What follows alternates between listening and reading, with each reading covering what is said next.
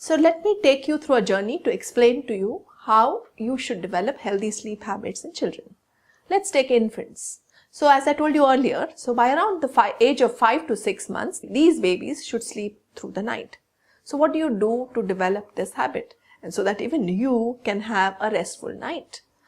So when you notice that your baby is getting cranky or is just staring into space or has become less active or is rubbing his eyes or pulling his ears, that's the time the child is actually getting sleepy. So tuck your baby into a bed. It should be a quiet room. It should be a dark room or a semi-dark room if not completely dark. Put a small blanket onto the baby's chest. Not so much that to cover the face, but just on the child's chest, and let the baby be. Even actually you can hand over a small toy like a soft toy or a blanket to the baby's hand. So while the baby looks at it, plays with it and is already sleepy, this child would fall asleep on his own. And this is what is expected for a parent to do so that the child can develop healthy sleep habits.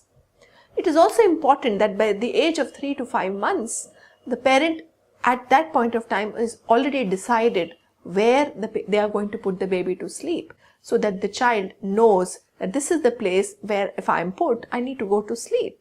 So keeping a separate small cradle or a bed next to your bed makes a lot of sense. You must also have a regular sleep schedule.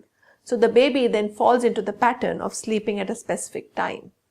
If you follow this, I'm sure you will come back thanking me because you would have a good night's sleep. Let's look at older children. I told you it's important that these kids sleep on time because even they need a good 10 to 11 hours of sleep. So the proverb, early to bed and early to rise, making a person healthy, wealthy and wise, is quite true, especially when it comes to making them wise and healthy. I really don't know about wealthy. So these children should have a fixed schedule when they need to go to bed. So you can identify a time or a 9 or a 9:30. Before going to bed, too much of activity is not encouraged. So if they watch a horror movie or if they watch an action movie or they have gadgets all around them, this is not to be encouraged because this would hamper getting a good and a peaceful sleep. It's a good idea to develop a habit of reading to children, and when the children can read on their own, this also helps them to develop a good sleep schedule. Apart from avoiding activities which stimulates the child's brain like television or video games, one should also avoid late dinners. So if children eat dinner late, they are likely to be more uncomfortable and would find it more difficult to go to sleep. The other important thing is to avoid drinks like sodas and caffeinated drinks at bedtime, and these also interfere with getting healthy sleep. So if you follow these basic tips and put the child to sleep at regular hours and keeping the sleep time as quiet as possible, most of these children would have a restful sleep and they would get up fresh the next day morning to have a good day's curriculum and to do good performance in school.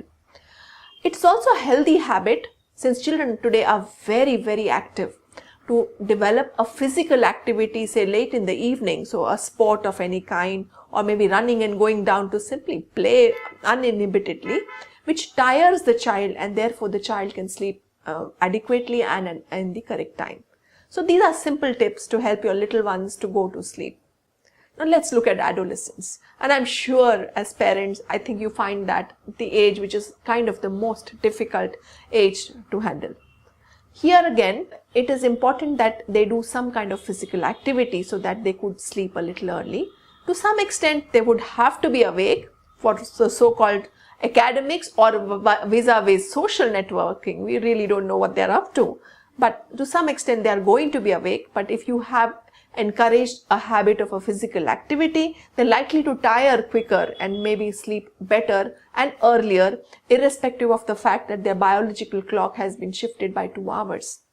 It's important that they do not consume caffeinated drinks and sodas and very heavy meals close to bedtime. Since adolescents require little more sleep than other children, it may be a good idea if they have a short nap in the day, which is early in the afternoon or early in the evening, say for about 30 to 40 minutes when they are back from their school or colleges, to compensate for the sleep loss which occurs in the night. Simple tips like this would make your children active during the day because they would have had a restful sleep. Thank you.